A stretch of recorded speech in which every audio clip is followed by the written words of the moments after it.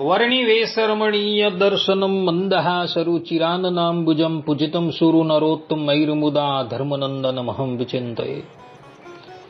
असतो मा षड्गमय तमसो मा ज्योतिर्गमय मृत्युर्मा अमृतं गमयः। ओम शान्तिः शान्तिः शान्तिः। अस्मद्गुरु समारंभां नाथयामुनमध्यमां लक्ष्मीवल्लभपर्यन्तां वंदे गुरु परंपरा। આજની જ્ઞાન સભાની અંદર પધારનારા બધા જ ભગવદ ભક્તોને વેદાંતાચાર્ય, પુરાણ ઇતિહાસાચાર્ય, એમએ ફિલોસોફી શાસ્ત્રી રાકેશભાઈના હેતપૂર્વક જય સ્વામિનારાયણ। ભક્તો, આજની આ જ્ઞાન સભાની અંદર આપણે બધા પ્રતિહિયઃ શાસમેન્વતી આ ઋગ્વેદની 154મી સૂક્તિ અર્થાત કે શ્રુતિ પર થોડી વાત શ્રવણ કરશું તો બધા જ શ્રોતાગણો અને એમાં પણ જે લોકો રાજનેતા છે એ બધા જ લોકો ધ્યાનપૂર્વક આ પ્રવચન શ્રવણ કરે અને આત્મસાત કરી લે। તો ઋગ્વેદ 154માં વેદ ભગવાન રાજાઓને, રાજનેતાઓને ઉપદેશ આપતા કહે છે કે પ્રતિયઃ શાસમેન્વતી અર્થાત કે જે અનુશાસન પાળે છે તે જ લોકો પર શાસન કરે છે। વેદ ભગવાનના કહેવાનું તાત્પર્ય એ છે કે લોકો પર શાસન કોણ કરી શકે? તો જે વ્યક્તિ પોતા પર, પોતાની ઇન્દ્રિયો પર અને મન ઉપર સંયમ રાખે એ જ વ્યક્તિ લોકો પર શાસન કરી શકે છે। જે લોકોએ લોકોની ઉપર શાસન કરવું હોય એ પહેલા એણે આત્મજય થવું પડે, અર્થાત કે પોતાની ઇન્દ્રિયોને જીતવી પડે। અને જે લોકો પોતાની ઇન્દ્રિય જીતે છે એ જ લોકોની ઉપર શાસન કરી શકે છે। અને એટલે જ માટે શાસ્ત્ર કહે છે કે વસેહિ યસ્ય ઇન્દ્રિયાણી તસ્ય પ્રજ્ઞા પ્રતિષ્ઠિતા, અર્થાત કે જેની ઇન્દ્રિયો પોતાના વશમાં છે, અનુશાસનમાં છે, તેની જ બુદ્ધિ સ્થિર અને પ્રજ્ઞાવાન રહે છે। કહેવાનું તાત્પર્ય એ છે કે જે પોતાના મન અને ઇન્દ્રિયોનો ગુલામ છે તે ક્યારેય પ્રજાનું પાલન કે યોગ્ય શાસન કરી શકતો નથી। આત્મશાસન એ જ રાજ્ય શાસનની પહેલી શરત છે। આચાર્ય ચાણક્ય કૌટિલ્ય અર્થશાસ્ત્રમાં રાજાઓને ઉદ્દેશીને કહે છે કે વિદ્યા વિનીતો રાજા હિ પ્રજાનામ અનામિતિ હિતેરતઃ વિદ્યા વિનય હેતુષ્ય ઇન્દ્રિય જય ઉચ્યતે, અર્થાત કે જે રાજા વિદ્યા અને વિનયથી સંપન્ન હોય છે અને પ્રજાના હિતમાં રત રહે છે તે જ લાંબા સમય સુધી શાસન કરે છે। વિદ્યા અને વિનયનું મૂળ ઇન્દ્રિય વિજય અર્થાત કે પોતાના પરનું અનુશાસન છે। આચાર્ય ચાણક્ય એવું કહે છે કે જો રાજા પોતાનામાં કામ, ક્રોધ, મોહ કે લોભ પર અનુશાસન ન રાખે તો શક્તિશાળી સામ્રાજ્ય પણ નષ્ટ થઈ જાય છે। એટલે શાસક પહેલા સ્વયં શાસિત હોવો જોઈએ।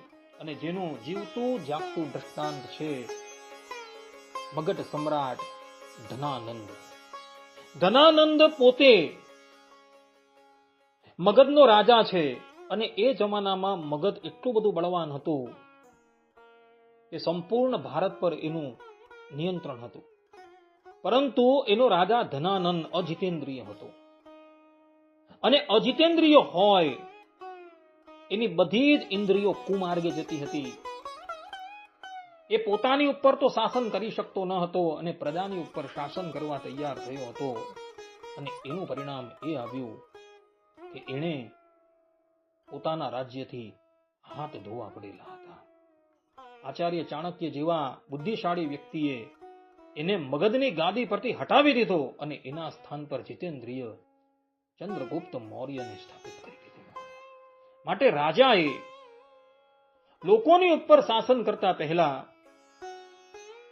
પોતાની ઇન્દ્રિય જીતવાની છે।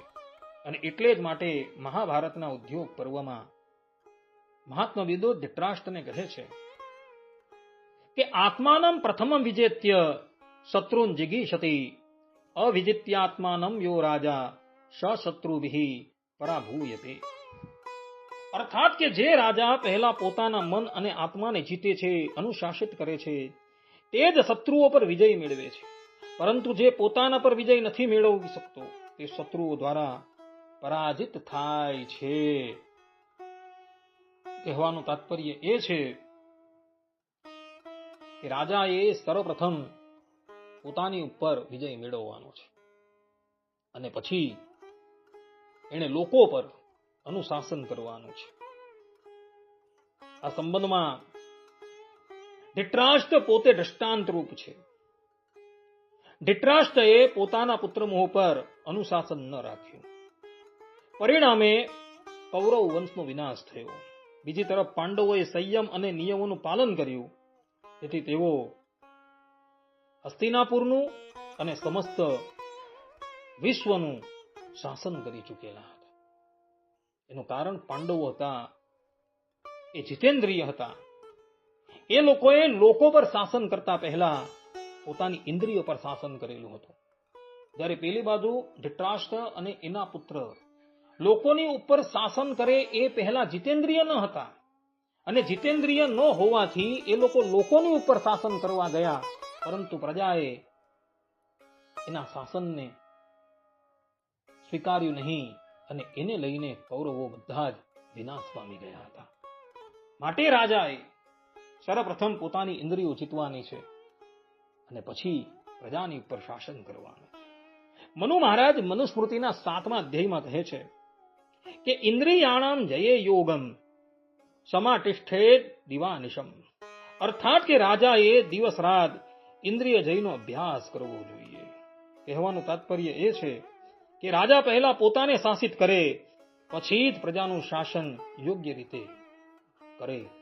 અને જો એ પોતે જીતેન્દ્રિય થાય તો પછી એ પ્રજાને જે પણ કંઈ કહેશે એ પ્રજા એની એ વાત માન્ય કરશે. મહાભારતના શાંતિ પર્વમાં ગંગાપુત્ર ભીષ્મ કહે છે, અજિતાત્મા નરેન્દ્રોહી વિજયે ન કથંચન. અર્થાત કે જે રાજા પોતાના મનને જીતી શકતો નથી તે બીજા ઉપર સાચો વિજય ક્યારેય પણ મેળવી શકતો નથી. જેનું જીવતું જાગતું દ્રષ્ટાંત યુધિષ્ઠિર મહારાજ છે. યુધિષ્ઠિર મહારાજે પહેલા ધર્મ અને આત્મ સંયમને અપનાવ્યું અને એટલે જ માટે એવો ધર્મરાજ તરીકે વિખ્યાત થયા.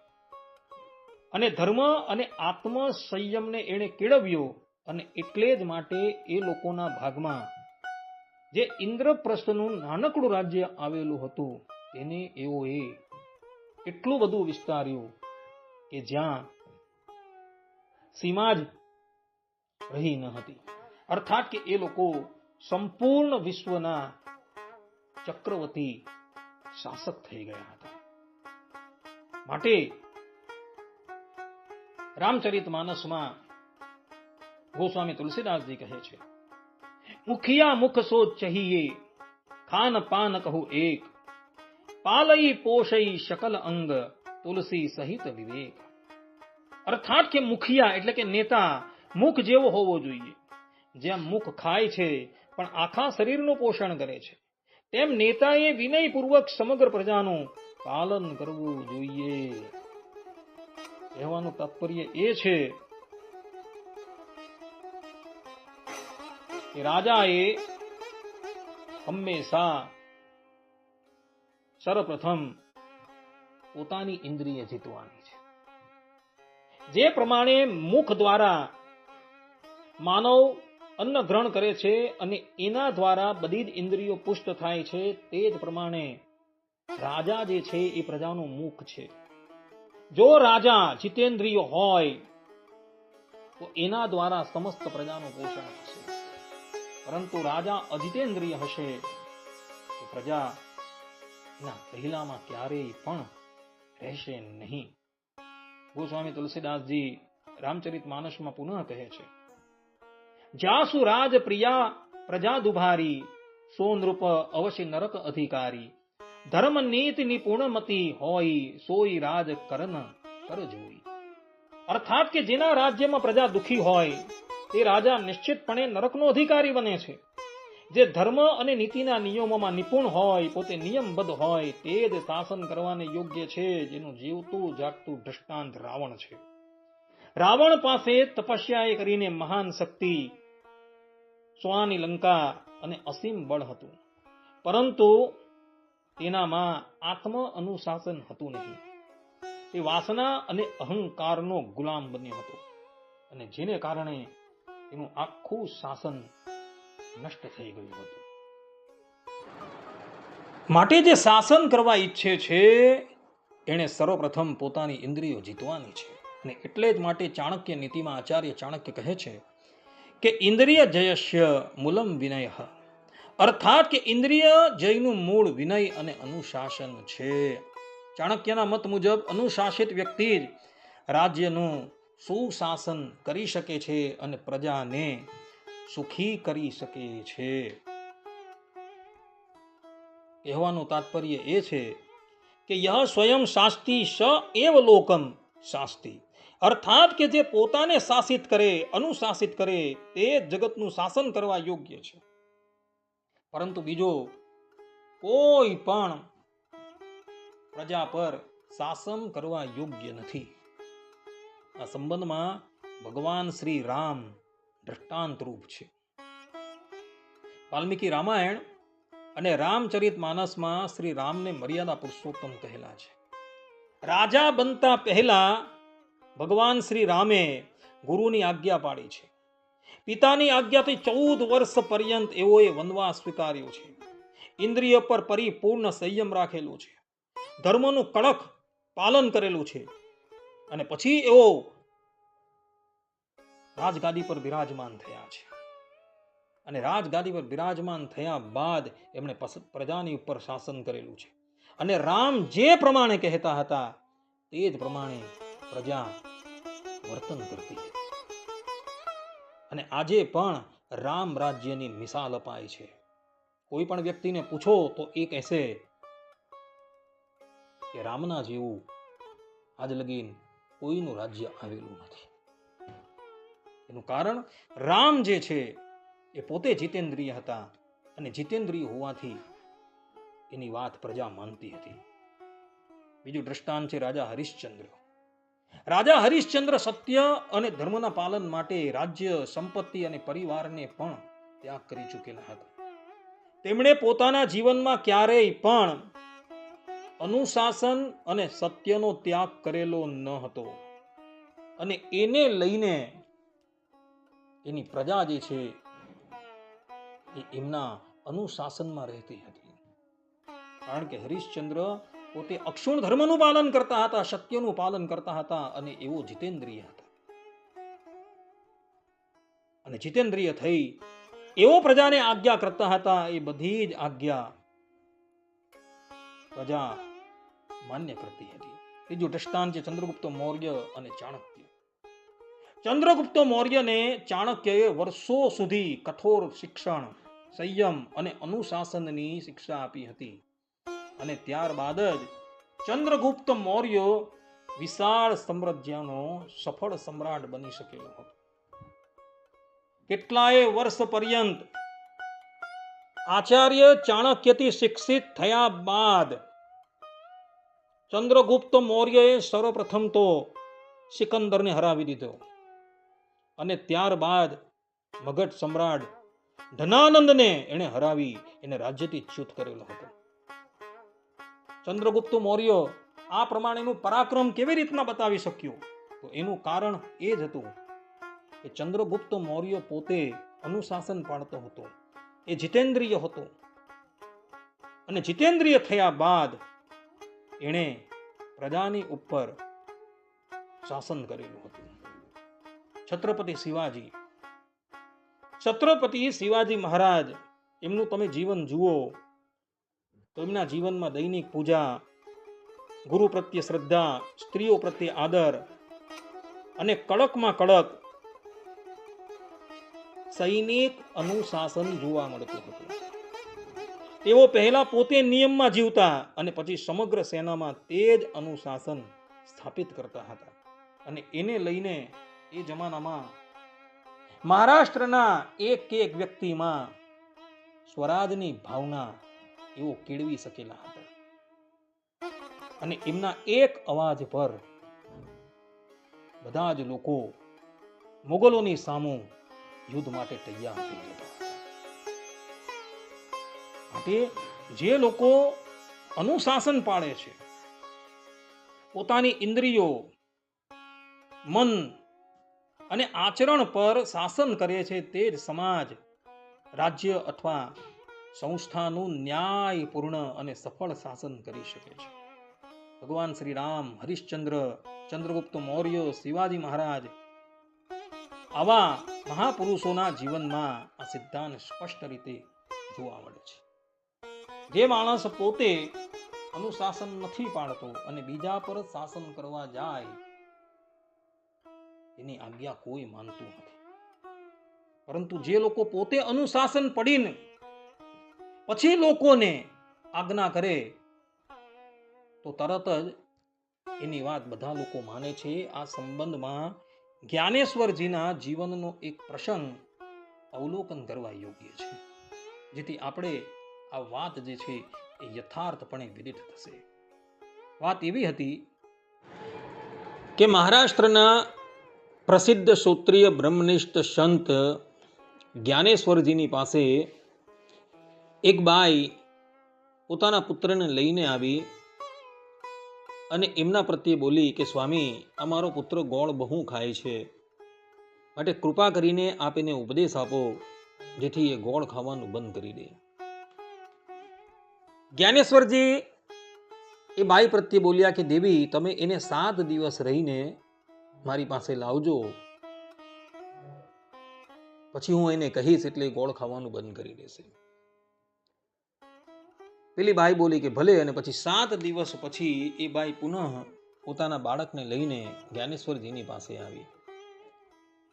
ત્યારે જ્ઞાનેશ્વરજીએ એ બાળકને ઉપદેશ આપતા કહ્યું કે બેટા, બહુ ગોળ ખાવાથી મનુષ્યના શરીરને હાનિ થાય છે, માટે તું હવે ગોળ ખાવાનું બંધ કરી દે. ત્યારે પેલા બાળકે કહ્યું કે ભલે. આ પ્રમાણે જ્યારે જ્ઞાનેશ્વરજીએ કહ્યું એટલે પેલી બાઈએ જ્ઞાનેશ્વરજીને કહ્યું કે સ્વામી, તમે આટલું કહેવાને અર્થે 7 દિવસનો સમય કેમ લીધો? ત્યારે જ્ઞાનેશ્વરજી એ બાઈ પ્રત્યે બોલ્યા કે દેવી, જ્યારે તમે તમારા બાળકને લઈને મારી પાસે આવ્યા ને અને મારા પ્રત્યે બોલ્યા કે આ બાળક ગોળ બહુ ખાય છે, તમે એને ઉપદેશ આપો જેથી એ ગોળ ખાવાનું બંધ કરી દે.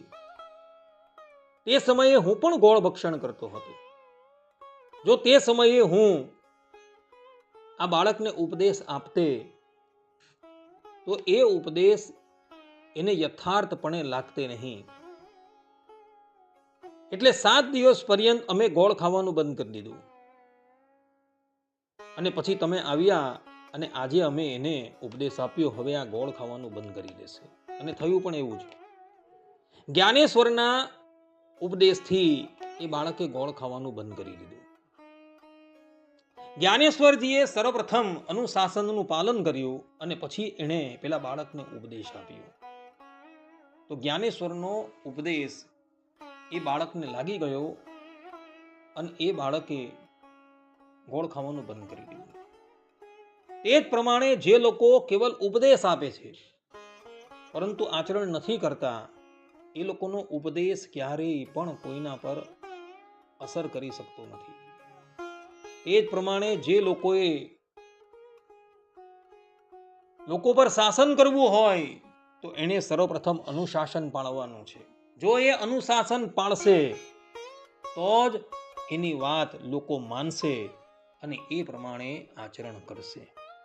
પરંતુ જે લોકો અનુશાસન નથી પાળતા અને કેવલ હુકમ જ ચલાવે છે, એ લોકોની વાત ક્યારેય કોઈ માનશે નહીં. અને એટલે માટે વેદ ભગવાન અહીં મનુષ્યને કહે છે કે પ્રતિયહ શાસમેન્વતી, અર્થાત કે જે અનુશાસન પાળે છે તે જ શાસન કરે છે.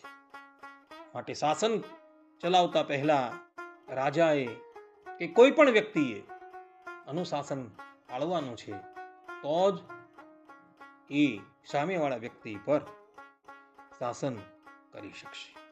માટે બધા જ લોકો આ વાત જે છે એ આત્મસાત કરી રાખજો અને લોકો પર શાસન કરતા પહેલા પોતે આચરણ કરજો, પોતે જીતેન્દ્રિય થજો, તો જ તમારી વાત લોકો માનશે. આટલું કહીને હું મારી વાણીને અહીં વિરામ આપું છું. સર્વે સંતુ નિરામયઃ, સર્વે સુખીનો ભવંતુ, સર્વે ભદ્રાણિ પશ્યન્તુ, મા કશ્ચિદ દુર્ભાગ ભવેત. અસ્તુ. જય સ્વામિનારાયણ.